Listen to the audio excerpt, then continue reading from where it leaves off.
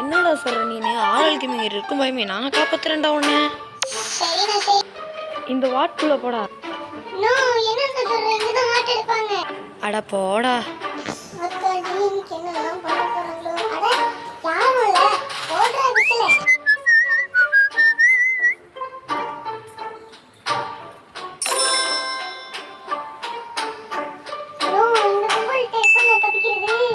டேய், நீ அந்த ஸ்ப்ரே எடுத்து நர்ஸ் கெட்டப்ல போடா.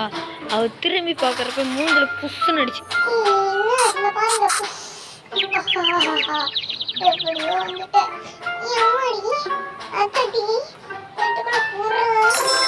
பூறதுனா இல்லடா, நீடா ஒழுங்கா பூரு.